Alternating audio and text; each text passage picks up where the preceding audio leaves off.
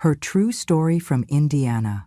My daughter-in-law fed me dog food, thinking I wouldn't notice. My name is Evelyn. I am 78 years old, and I live, or used to live, in a small town in Indiana. This is not a story I ever thought I would tell, but silence has teeth, and mine has chewed through enough years. So let me begin with the night everything changed, with a spoon and a scent I'll never forget. It was a Thursday evening. The sky outside was the color of old bruises, gray tinged with purple. I sat at the end of a long, glossy dining table that wasn't mine. The silverware was set too perfectly, the chairs too stiff, the silence too loud. My son, Daniel, was still at work. Only Melissa, his wife, and I were home. And Lucky, their cocker spaniel, who somehow had more freedom in this house than I did. Melissa placed a small porcelain bowl in front of me, the kind you might use for soup or dessert. It was steaming. A thick brown stew, its surface bubbling like mud. She didn't say what it was. She didn't have to. I lifted the spoon slowly, cautiously, and brought it to my lips. I've eaten simple meals my whole life. I know the taste of budget meats, of canned beans, of overcooked rice. I know struggle. But this had a scent that didn't belong in any kitchen. It was sweet and metallic, grainy on the tongue. I held the spoon in my mouth for just a moment before setting it down gently. Mon ne comme nous do hop chocho, I said, more to myself than to her. Melissa turned from the sink, her dish towel in hand, and let out a short, sharp laugh, the kind that cuts. You're sharp, aren't you, Mama Evelyn? She said, voice dipped in syrup.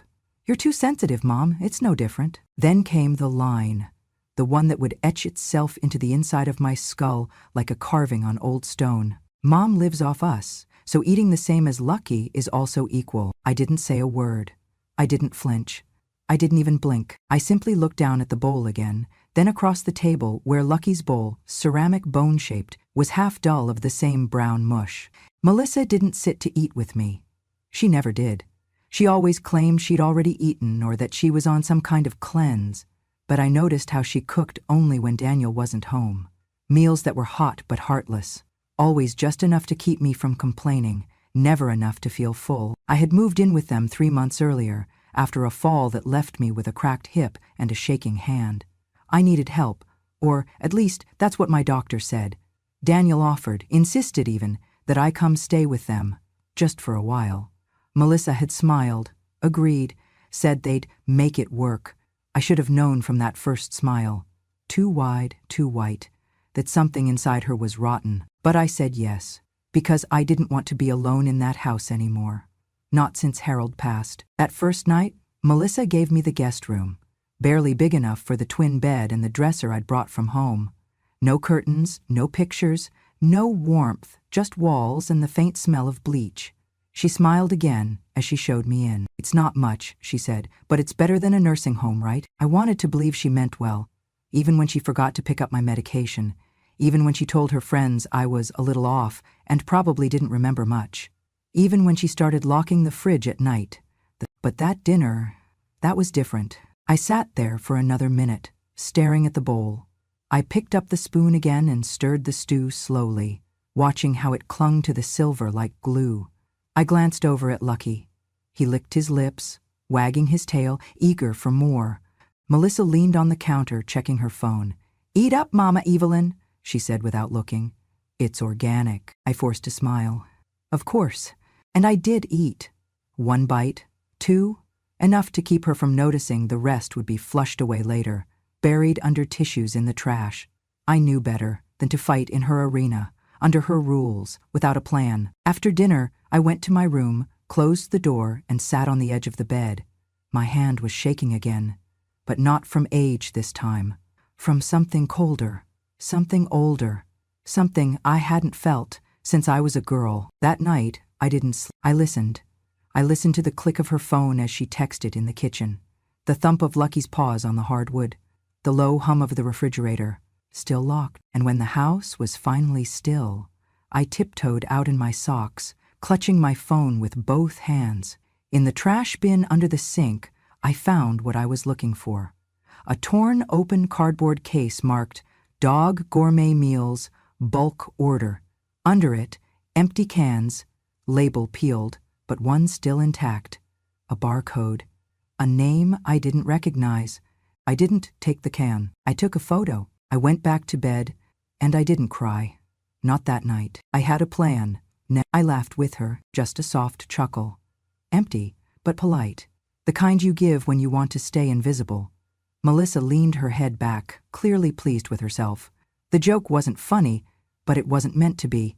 It was a test, and like all good tests, it revealed everything I needed to know. That night, as I wiped my mouth with a paper napkin and stood, slowly, she waved a hand without looking up from her phone. "Don't worry about the dishes, Mama Evelyn. We've got it covered. Go get your rest." I nodded. "Of course, sweetheart." I shuffled down the hallway, slowly, letting my slippers drag against the floor, just enough to make her believe I was tired, absent-minded, no threat to anyone. I opened my door with a creak and closed it just as loud. Then I waited. 5 minutes. 10.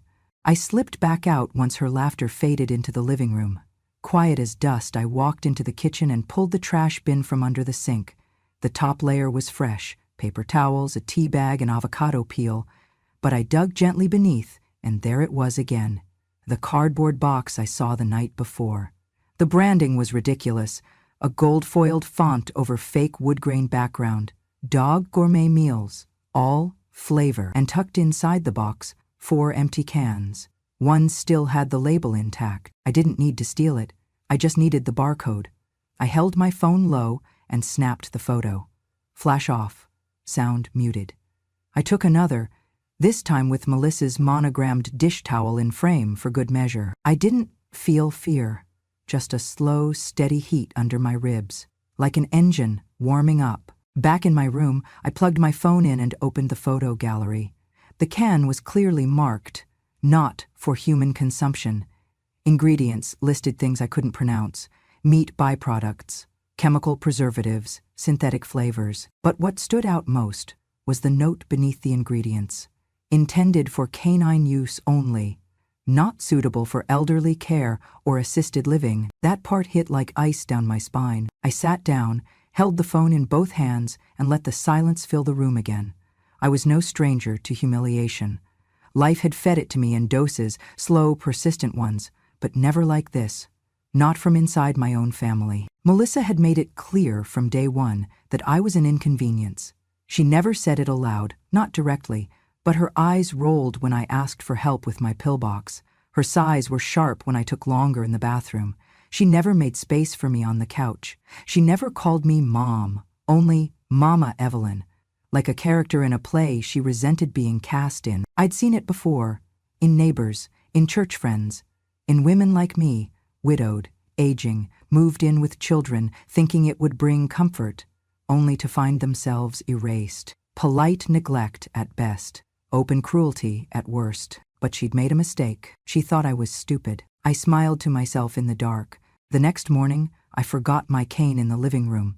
Melissa rolled her eyes when I asked her to fetch it. I misplaced my keys and blamed Lucky. I repeated myself in casual conversations. "Did you say Thursday or Tuesday, dear?" I tilted my head. "I'm a bit fuzzy lately." Melissa ate it up. Her smugness grew like mold. "She's getting worse," I overheard her whisper to Daniel one night when she thought I was asleep. She called the remote control the telephone. "I don't know if we can keep this up. It's a lot." I took it as permission to forget, to mumble, to move slowly. All the while my eyes were sharp and my ears even sharper. I started keeping a journal again. Not in a notebook, too risky. I used the Notes app on my phone. Password protected, disguised under a title, Knit Patterns for Church Bazaar. There I wrote everything. Tuesday, 8:12 p.m. Leftovers from Lucky's bowl poured into mine. Wednesday, 10:30, a.m.ing.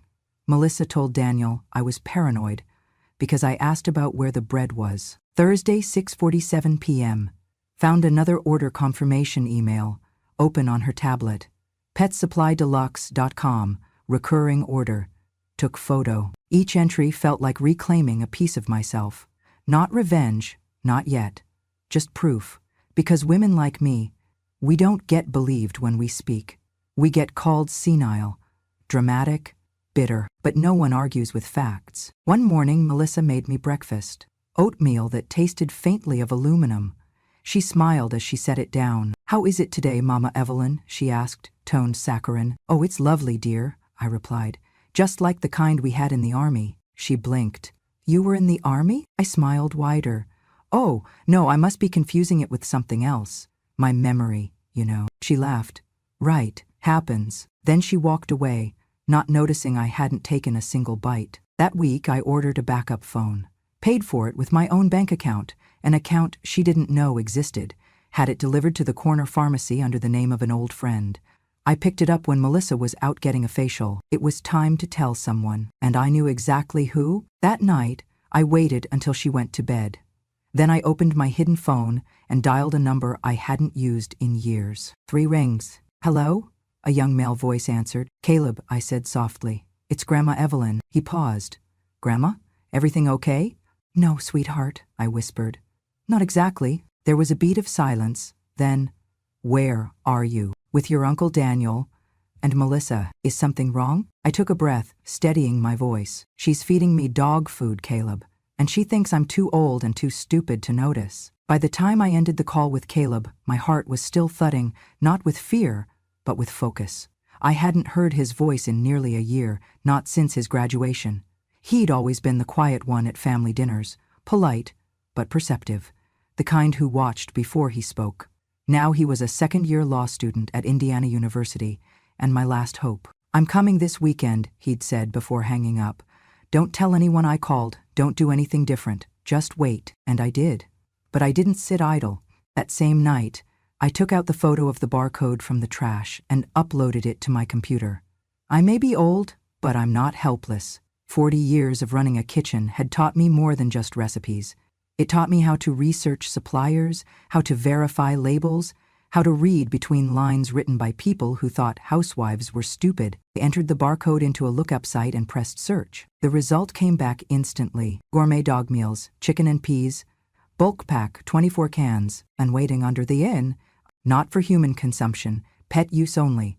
Contains organ meats, bone meal, artificial flavorings. I leaned back in my chair. For a second, everything inside me stilled. The room was too quiet.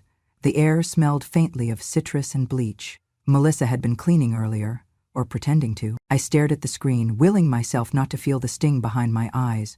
Not out of pride, but because if I let one tear fall, I knew more would follow. I had cooked every day of my adult life.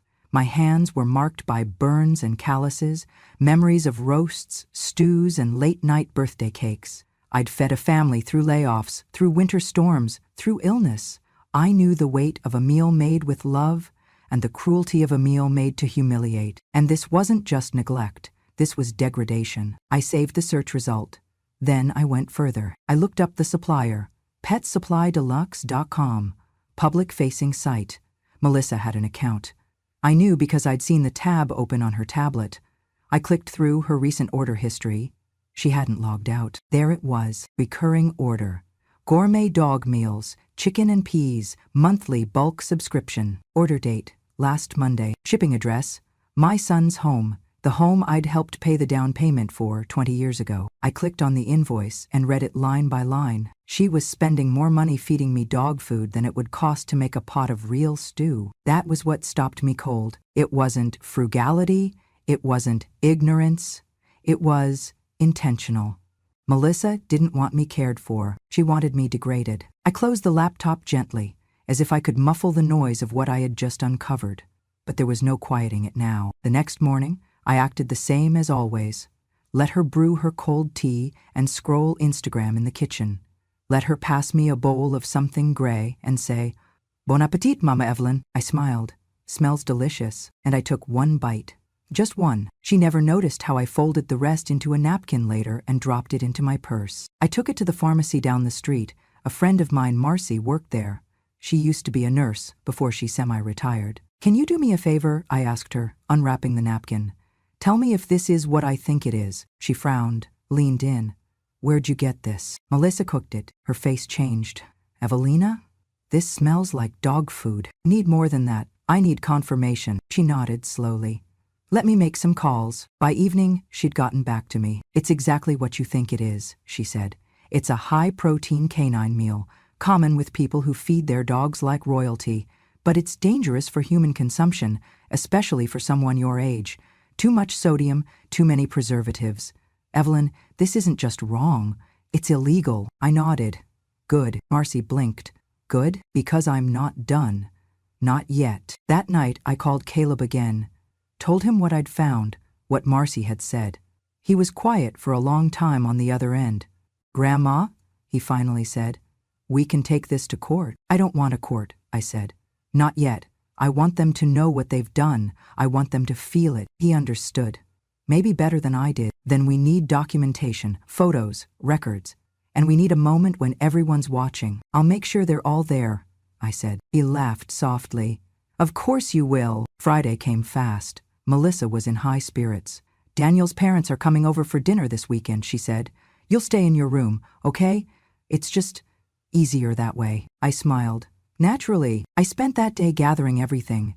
Screenshots, printouts, the barcode photo, Marcy's note. I tucked it all into a plain manila folder and sealed it with a paperclip.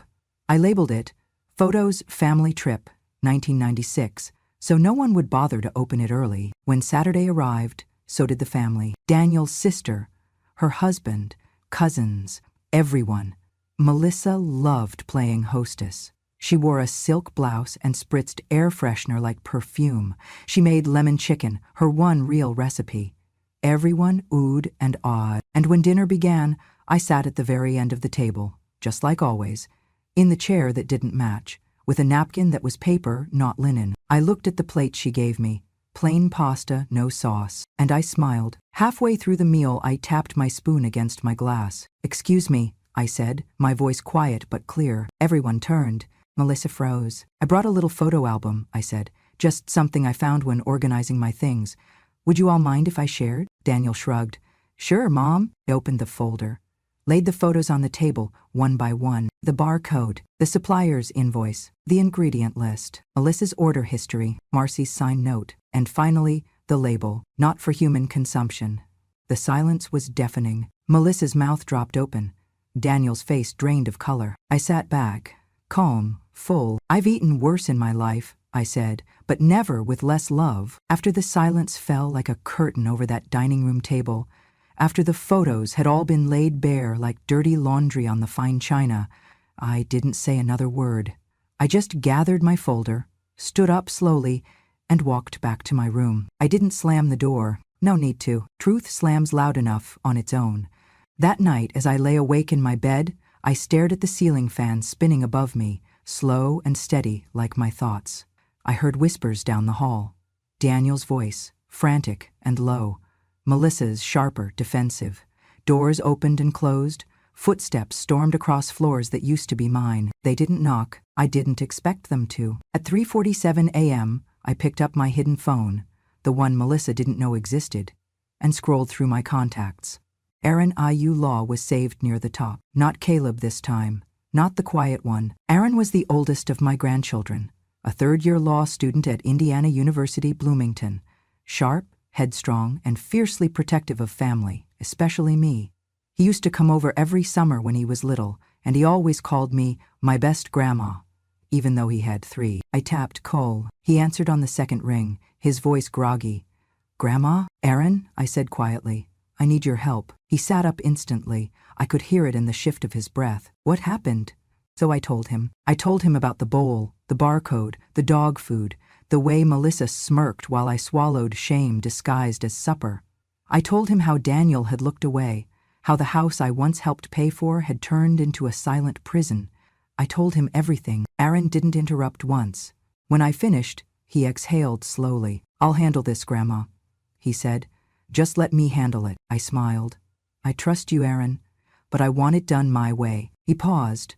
What's your way? Public, legal, and unforgettable, he chuckled. Like a true Southern matriarch. I may live in Indiana, I said, but I remember where I come from. The next morning, Aaron sent me a checklist. Copies of bank statements showing shared expenses, photos of all relevant food labels and invoices, a signed statement from a medical professional confirming dietary harm, a witness letter from Marcy, video or audio evidence if possible. Build the foundation, he wrote. I'll bring the hammer. So I started gathering. Lissa didn't know I had access to the family printer, didn't know I'd once taught high school business classes before I ever stepped into a marriage. She thought I was slow, forgetful. She didn't realize I'd been filing paperwork longer than she'd been alive. I printed every invoice, clipped every receipt. I had records of my Social Security checks, records of the bills Daniel used to ask me to help pay. Just for a little while, Mom. I had screenshots from Melissa's pet food account, captured before she finally figured out to log out of her devices, and I had the folder. By Wednesday, I mailed it all in one envelope. Heavy, sealed tight, addressed to Aaron's apartment in Bloomington. That night I cooked for myself, for the first time in weeks. I snuck out during Melissa's nap and bought a small rotisserie chicken from the corner store. I boiled rice, chopped scallions, made a little soy sauce drizzle like I used to. I even set the table, for one. I ate slowly, savoring every bite. Not just the taste, the dignity. The next day, Aaron called. "I've got everything," he said. "And I've already spoken to one of my professors. He specializes in elder abuse and estate protection. He's going to advise us." "Good," I said, "because I'm ready." Aaron's voice dropped to a calmer, colder register. Not angry, but focused. "Here's what we'll do," he said. "We'll call a family meeting. You'll be there, I'll be there, and so will they. We'll lay out everything, just like in court. Let them see what it feels like when truth walks in the front door." I chuckled. "You sound like your grandfather." "I sound like your student," he said. "You taught me better than anyone." We picked a date. Saturday. Daniel and Melissa thought it was going to be another family dinner, a reconciliation after my little outburst the week before. They even tried to butter me up. Melissa knocked on my door Friday afternoon with a tray of cookies, store-bought, overly sweet, with a fake smile to match. "I know we got off on the wrong foot," she said. "It's just been stressful. For all of us." I looked at the cookies, then at her, and for once I let silence answer. Saturday came. Aaron arrived wearing a pressed button-down and a tie, one of Harold's old ties I'd given him years ago. He kissed my cheek and whispered, "You ready?" I nodded. "Let's go feed the wolves." The family gathered round the table once more. Melissa poured wine. Daniel looked stiff.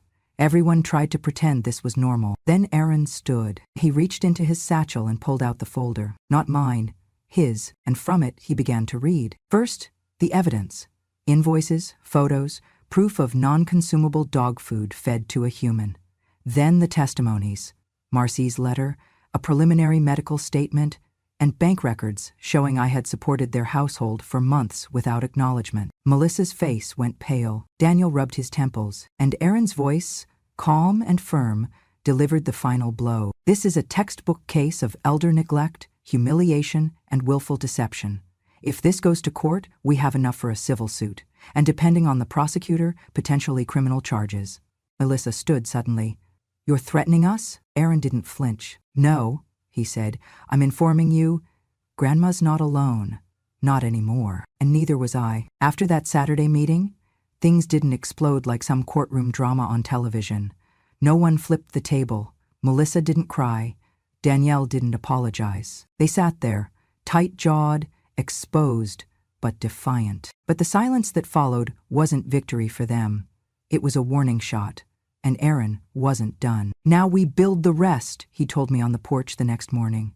He sat beside me with his laptop open, the glow of the screen casting sharp light across his determined young face. "They've underestimated the wrong woman." I sipped my coffee slowly. "Then let's give them a reason to regret it." He smiled. Aaron started with the finances. First, he requested a copy of Melissa and Daniel's joint credit card history. "They use one card for household expenses," he explained. "We'll see how often these dog meals show up." I raised an eyebrow. "How do you know they don't use cash?" He chuckled. "Melissa's too lazy to track cash. She wants points, cash back." Sure enough, within 48 hours, he had the records. Multiple purchases from PetSupplyDeluxe.com every 4 weeks, totaling hundreds of dollars. There were other things too. Spa days, subscription clothing boxes, organic wine deliveries, all under household. Meanwhile, the only grocery store receipts showed cheap staples, bread, rice, and a few vegetables, barely anything with protein, nothing fresh. Aaron organized it into a spreadsheet. each line item tagged and categorized. He called it neglect ledger. Then came the next phase, interviews. Aaron spoke to Marcy again. She agreed to give a formal affidavit, signed and notarized, testifying that the food I had been served was indeed not suitable for human consumption. She added a note from her prior nursing experience. Feeding non-nutritive animal food to an elderly person knowingly can result in gastrointestinal complications, malnutrition, and mental distress. We had that printed, signed, and filed. He also pulled footage from the corner pharmacy's security camera the day I bought the rotisserie chicken. It showed me, slim, gray-haired, hunched slightly, holding a small bag, smiling gently at the clerk. Proof that I had the mental capacity to purchase, choose, and prepare my own food. She's not senile, Aaron wrote in the packet's summary. She's suppressed. Next, he created a timeline. At the top of the page, 3 months of silence, 1 month of evidence, 1 day for justice. He plotted everything: the date I moved in, the first appearance of the dog food order, dates of bank transfers I made to help Daniel catch up on bills, dates I supposedly forgot things, but really logged them in my hidden notes. Aaron even highlighted Melissa's social media posts. "Look here," he said, pointing at a caption under a photo of her sipping a green smoothie in a robe. "Taking care of everyone but myself. Caregiver burnout. Do it all, wife." "She's building a victim narrative," he said, "while feeding you leftovers from Lucky's bowl." He didn't raise his voice. He didn't need to. His calm fury was louder than any scream. Meanwhile, I stayed quiet. Melissa tried a few days later to strike up small talk. "Oh, Aaron staying long?" she asked over breakfast, her voice coated with that familiar, fake sugar. I looked at her plainly. "Just long enough to clean house." She blinked. "Oh, well, let me know if you need anything. I need you to remember who owns this house." She didn't speak to me again that day. Aaron called in a favor with a law school mentor who had clerked for a local judge. He wanted guidance on how far we could take this, whether this crossed into criminal abuse or stayed in the civil realm. "Legally," the mentor said, "you've got enough for elder exploitation, especially if there's money involved, and there clearly is.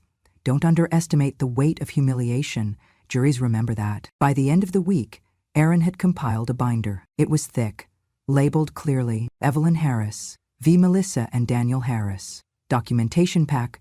He printed 3 copies, one for me, one for a legal advisor, and one he kept with him at all times. "I'm not filing anything yet," he said.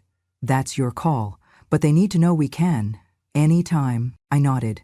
"So what's next?" "Next," Aaron said, "we host a family dinner." I raised my eyebrows. "Another one," he grinned. "This time you set the menu." It was Daniel's birthday. Melissa had planned it like a campaign, a carefully staged performance. Streamers in silver and navy, a cake so polished it looked plastic, every chair perfectly arranged, the guest list tight but significant. Siblings, cousins, family friends, a few co-workers from Daniel's office. Enough people to witness a celebration, or something else entirely. I wasn't asked to help, not that I would have. I was seated in the corner, near the patio doors, not quite in the group but not out of it either, a perfect place for the old mother. Visible enough for photographs, quiet enough to ignore. Melissa floated around the room in a cream blouse, laughing too loudly. She kissed Daniel's cheek every 20 minutes, like she was refreshing an ad. And Daniel? He looked distracted, as if something inside him had started to slip and he couldn't name it. Then Aaron arrived. He didn't wear a suit. He didn't carry a briefcase. Just a slim leather folder tucked under his arm and a small black projector in his hand. "Happy birthday, Uncle Daniel," he said, hugging him quickly. Melissa stepped in, all sparkle and teeth. "Aaron, so glad you could make it. Are you staying long?" Aaron smiled. "Just long enough to clear something up." She blinked. "Clear what up?" He didn't answer. 30 minutes later, after the cake had been cut and everyone was still holding their forks, Aaron stood. He walked to the center of the room, turned toward the group, and cleared his throat. "I'd like to ask everyone for 5 minutes," he said, voice calm and steady. "Just a short family moment. Something important. Something overdue." Melissa stiffened beside the drink cart. Daniel looked up. "Aaron." Aaron held up a hand gently. "Just a few minutes, Uncle, I promise." Daniel nodded. "All right." Aaron turned, plugged in the projector to the nearby wall outlet, and let the machine hum to life. The lights dimmed slightly, just enough to let the screen glow against the pale wall. And then he said it. Con muanchia se mot sudat. The first slide came up. PetSupplyDeluxe.com, order confirmation. The gasps were audible, though muted. Dog gourmet meals, bulk order, recurring subscription? Now the air shifted. Some laughter died. Some forks clinked against plates.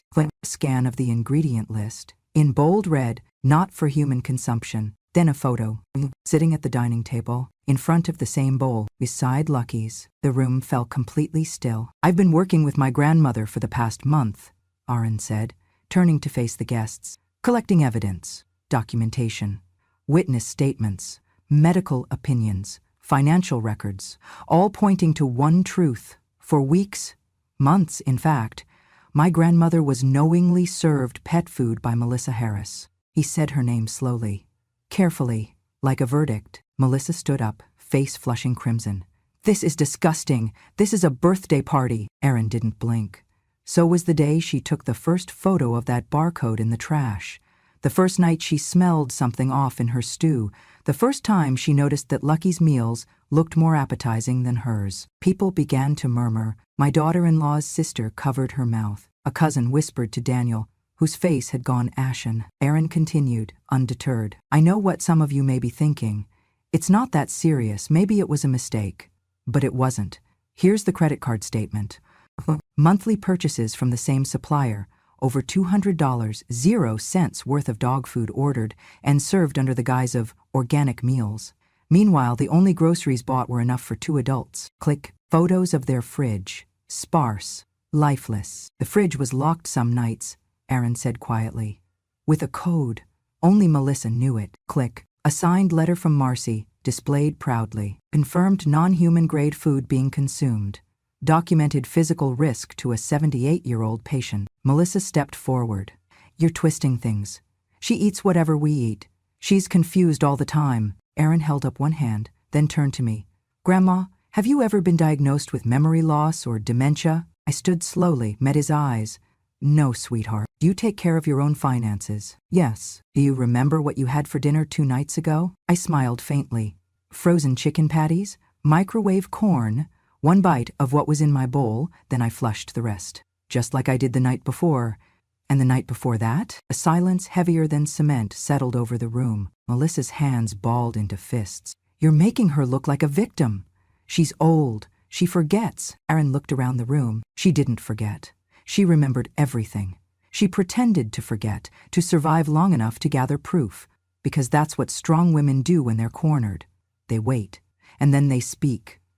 The last slide, a scanned property deed. Name, Evelyn Harris, owner, current and sole title holder of the house they were standing in. I stepped forward. I was going to wait until next month, I said softly, but now feels right. I pulled the keys from my pocket and set them on the coffee table. I'm moving out. This house is going up for sale next week. Melissa gasped. Daniel's mouth opened, but no words came out. You're kicking us out? He finally whispered. I'm letting you go, I corrected, because I deserve peace, not pity, not poison. Aaron turned off the projector. The light faded. The truth.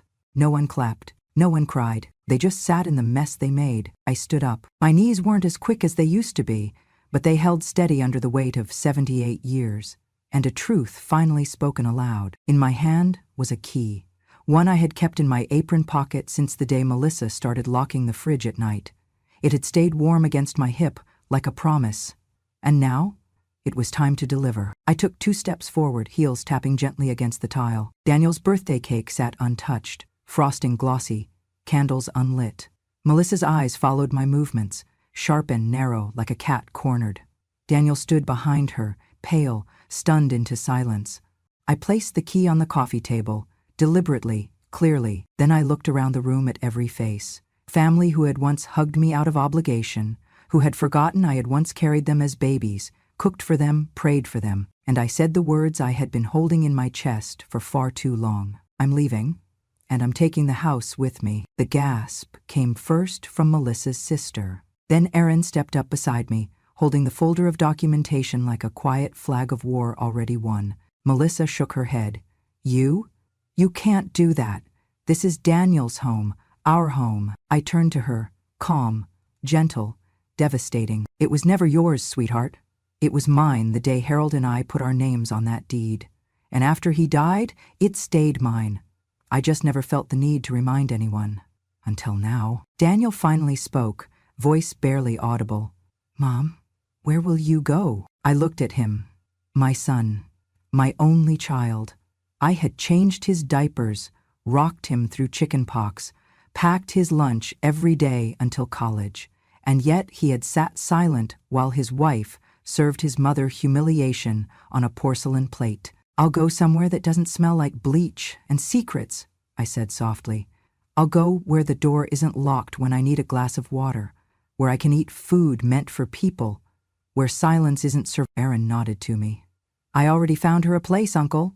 2-bedroom condo, gated community, with a kitchen she'll love. Melissa barked out a laugh. You're really doing this? You're going to abandon us after everything we've done for you? I raised an eyebrow. Everything you've done to me, you mean? She froze, and then she snapped. You think you're some kind of hero? You think people will care? You're just an old woman. Aaron took one step forward. She's an old woman who owns this house, who paid your bills, who fed your husband and raised your son, and who has every legal document, every photo, every testimony she needs to make sure you don't forget that again. Melissa's mouth opened and then closed. There was nothing left to say. I turned back to Daniel. I wish you had spoken up, I said, quieter now. Even once. His eyes welled. I didn't know how. You knew enough to be ashamed, I said. That was enough to act. You chose not to. The guests began to rise, some awkwardly excusing themselves, some offering tight hugs and murmured apologies. But I didn't linger. I had packed a small bag, just the essentials. I left everything else, pictures, furniture, memories, let them collect dust in the rooms where laughter used to live. Aaron walked me to his car. As we reached the door, I heard Melissa's voice behind us, not yelling now, desperate. Please, she said, you can't really kick us out. Daniel has nowhere else to go. We have bills. The market's awful. I didn't turn around. I didn't kick you out. I said, you walked yourselves out the moment you forgot who built the floor beneath you. Aaron opened the door. I eased into the passenger seat. Before he started the engine, I looked up at the house one last time. The curtains drawn, the porch lights flickering slightly. A home that had once held joy, now just walls. I exhaled. I don't need revenge, I whispered. Aaron smiled as he shifted into drive. You already got it. The drive to Chloe's place was quiet. Aaron let the radio play softly. Something classical, nothing with words. I watched the cornfields slip by outside the window, endless rows of green stretching into the gold of a setting sun. Indiana in the summer still had that small-town charm, no matter how much the people inside the homes changed. My bag sat at my feet, not very full. At 78, I had learned to travel light. It's not what you carry on your back that matters. It's what you carry in your heart. We pulled into the driveway of a small white cottage with blue shutters and a porch swing. The lawn was overgrown in that soft way that meant someone lived here with dreams, not deadlines. Wind chimes rang in the evening breeze. Chloe was waiting at the door. The moment she saw me, she ran down the steps, barefoot, arms open, tears already in her eyes. Oh, Grandma! She hugged me so tightly, I nearly lost my breath. But it was the kind of breath you don't mind losing. She pulled back, wiped at her cheeks, and led me inside. The house smelled like vanilla and basil. She'd been baking. Photos of her college graduation, her cat Tofu, and a framed picture of the two of us from years ago sat neatly along a shelf by the window. No marble countertops, no designer decor, but every inch of it was warm. Oh, she made tea. I sat at her kitchen table, the wood scratched from years of use. She placed a mug in front of me. Peppermint, my favorite. Then she sat across from me, folded her hands, and looked at me with the kind of guilt only good people carry. Grandma, she began, voice trembling. I didn't know it was this bad. I smiled gently. Melissa made sure of that. Chloe bit her lip.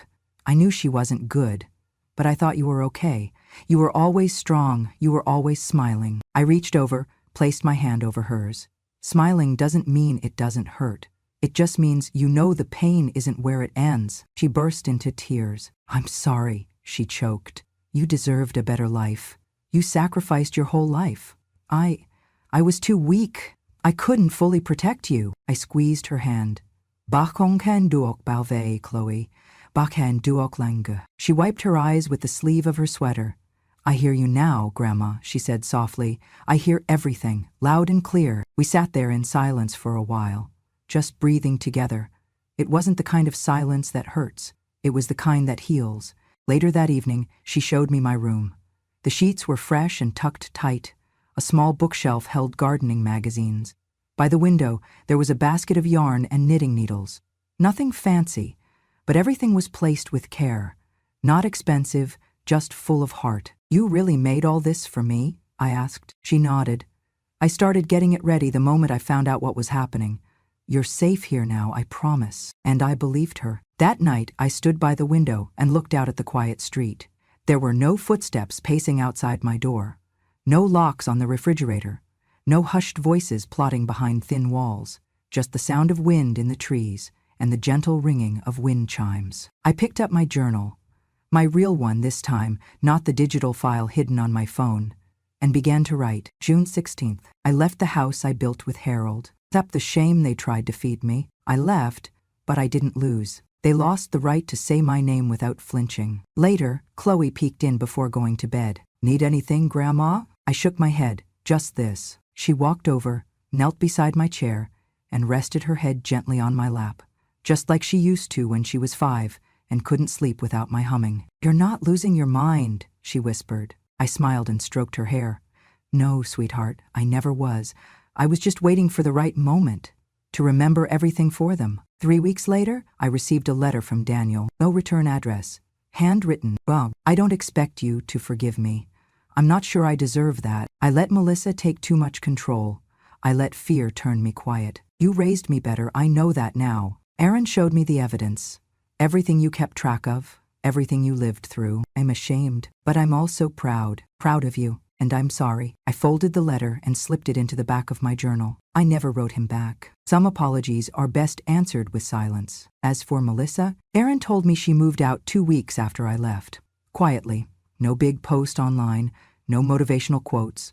Just a sudden absence from their lives. She filed for a temporary separation, packed her bags, left Daniel standing in the silence he helped create. And sometimes, silence is the loudest justice of all. These days, I spend my mornings walking to the farmer's market with Chloe. I help her tend to her little garden, even if my knees don't always agree. I cook again. Real food. Meals with soul. Meals with onions that sting, and garlic that clings to your fingers, and flavor that lingers like memory. We laugh, often, not because life is perfect, but because I finally feel like I'm exactly where I belong, in a home that remembers me, with people who listen, and with a truth that no longer needs to be hidden. So if you've made it to the end of my story, thank you. If something inside you stirred, if it reminded you of someone you love, or someone you lost, or maybe even a part of yourself, subscribe to Grandma True Stories, because the stories we tell here, they come from the women who were silenced too long. We speak now, not for pity, but for clarity, for justice, and for every grandmother who waited a lifetime to finally be heard. When a grandma speaks, the world finally listens.